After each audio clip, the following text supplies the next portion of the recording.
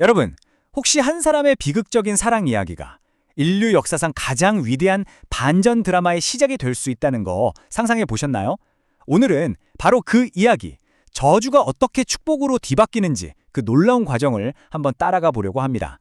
자, 이 이야기의 핵심에는요, 정말 엄청난 주장이 하나 자리 잡고 있어요.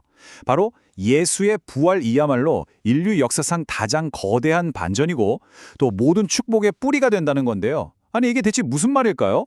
이 주장이 수천 년 전 한 고대 이야기 속에서 어떻게 생생하게 그려지는지 지금부터 한번 제대로 파헤쳐 보겠습니다. 이야기의 시작은 정말이지 상식적으로는 도저히, 아니, 절대로 이해할 수 없는 어떤 명령에서부터 출발합니다. 한 선지자가 받은 이 충격적인 명령, 이게 바로 우리가 마주하게 될 거대한 문제의 시작을 알리는 신호탄이었죠. 자, 그 선지자의 이름은 바로 호세아입니다. 고대 이스라엘에서 활동했던 인물이죠. 근데 어느 날 신이 그에게 정말 기가 막힌 명령을 내립니다. 바로 고멜이라는 여성과 결혼하라는 거였어요. 이게 왜 기가 막히냐고요? 이건 그냥 평범한 결혼이 아니었거든요.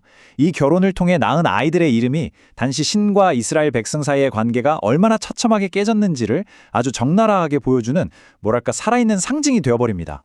그 아이들한테 붙여진 이름의 뜻을 한번 보세요. 와, 정말이지 충격 그 자체입니다. 첫째 아들 이름이 이스르엘. 이게 무슨 뜻이냐면 신이 흩어버린다는 그러니까 심판을 의미해요. 둘째 딸은 롤루아마, 긍휼을 받지 못한다. 다시 말해 사랑받지 못하는 존재라는 뜻이고요. 마지막 아들은 루암미. 이건 뭐 거의 끝을 선언하는 거죠. 더 이상 내 백성이 아니다. 관계의 완전한 파멸을 그냥 이름에다 새겨버린 거예요. 그러니까 이 세 아이의 이름은 그냥 이름이 아닌 거죠. 이건 뭐 신과의 관계가 완전히 끊어져 버린 그 깊은 소외감, 바로 저주 그 자체를 보여주는 살아있는 증거였던 겁니다. 자, 바로 이 지점이 이 이야기가 풀어가야 할 가장 큰 숙제인 셈이죠. 자, 그럼 이렇게까지 처참하게 깨지고 단절된 관계, 이거 과연 회복이 가능할까요? 근데 정말 놀랍게도 말이죠. 이 고대 텍스트가 제시하는 해답의 실마리가 전혀 예상치 못한 곳에 있습니다.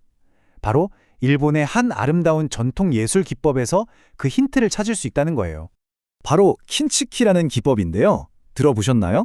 이게 뭐냐면 깨진 도자기를 그냥 버리는 게 아니에요. 오히려 그 깨진 틈을 금가루를 섞은 오츠로 정성껏 메워서 다시 생명을 불어넣는 예술이죠. 근데 진짜 멋진 건요. 킨치키는 깨진 흔적을 감추려고 하지 않는다는 거예요. 오히려 그 상처, 그 균열을 아름다운 금빛선으로 확 드러내서 이전보다 훨씬 더 독특하고 가치 있는 작품으로 만들어버립니다. 바로 이 킨치키의 철학이 우리가 다루는 이야기의 핵심과 딱 맞아 떨어지는 겁니다. 이 이야기가 하고 싶은 말이 바로 그거거든요. 신은 죄때만 깨져버린 우리 인생을 그냥 버리지 않는다는 거예요. 대신에 바로 그 상처, 그 저주의 자리에 부활이라고 불리는 아주 특별한 은혜의 금가루를 입혀주신다는 거죠. 그래서 이전보다 훨씬 더 영광스러운 존재로 다시 빚어내신다는 겁니다. 와, 정말 깨진 게 끝이 아니라 오히려 새로운 아름다움의 시작이 될 수 있다는 엄청난 메시지 아닌가요? 자, 이제 이야기는 결정적인 전환점을 향해 달려갑니다. 좋아요. 깨진 걸 다시 붙이는 건 알겠는데 그럼 그 대가는 뭘까요? 이 깨진 관계를 다시 되찾기 위해 과연 얼마짜리 대가를 치러야 했을까요?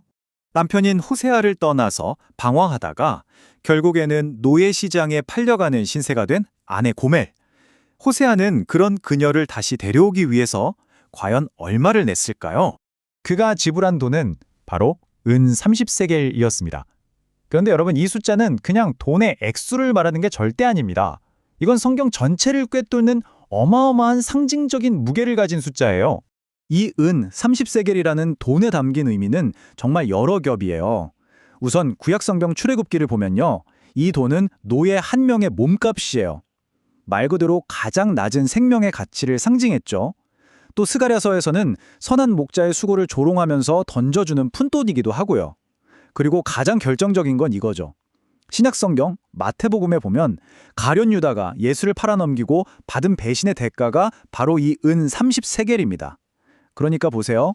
이 돈 안에는 배신, 노예, 그리고 동시에 구원을 위한 대가라는 정말 복잡하고 깊은 의미가 다 들어가 있는 거예요. 자, 드디어 오늘 이야기의 하이라이트입니다. 바로 부활이라는 이 하나의 사건이 앞서 말한 그 모든 저주를 어떻게 180도 완전히 뒤집어 놓는지 지금부터 하나씩 확인해 보시죠. 첫 번째 반전부터 한번 보실까요? 바로 정체성의 회복입니다. 기억나시죠? 내 백성이 아니다라는 저주의 이름, 로암미. 여기서 부정을 뜻하는 접두사 로가 그냥 툭 하고 떨어져 나가는 겁니다. 그리고 남는 이름은 암미, 바로 내 백성이라는 뜻이죠. 완전히 끊어졌던 관계가 마침내 다시 연결되는 순간입니다. 두 번째 변화는 더 극적이에요. 긍휼을 받지 못한 자라는 뜻의 로르하마가 있었죠? 이제는 루아마, 긍휼을 입은 자로 완전히 다시 태어납니다. 이건 그냥 이름만 바뀐 게 아니에요. 사랑받을 자격조차 없다고 낙인 찍혔던 존재가 이제는 넘치는 자비와 사랑을 받는 세상에서 가장 소중한 존재로 그 신분이 완전히 바뀐 겁니다. 그리고 마지막 이름 기억하세요? 하나님이 흩으신다는 무서운 심판의 이름이었던 이스르엘.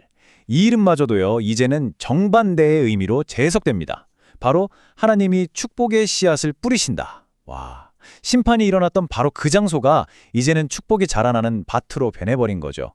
이렇게 저주가 하나도 남김없이 완벽하게 축복으로 바뀌는 겁니다. 이 모든 이야기를 종합하면서 성경은 정말 강력한 비유 하나로 끝을 맺습니다.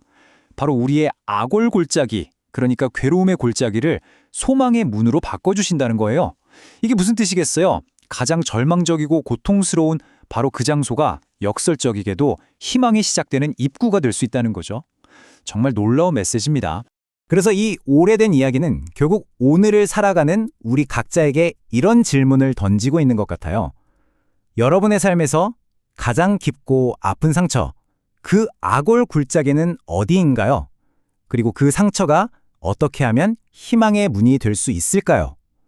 부활이 가져온 이 위대한 반전의 이야기가 오늘 우리에게 어떤 의미가 있는지 한 번쯤 깊이 생각해 보시면 좋겠습니다.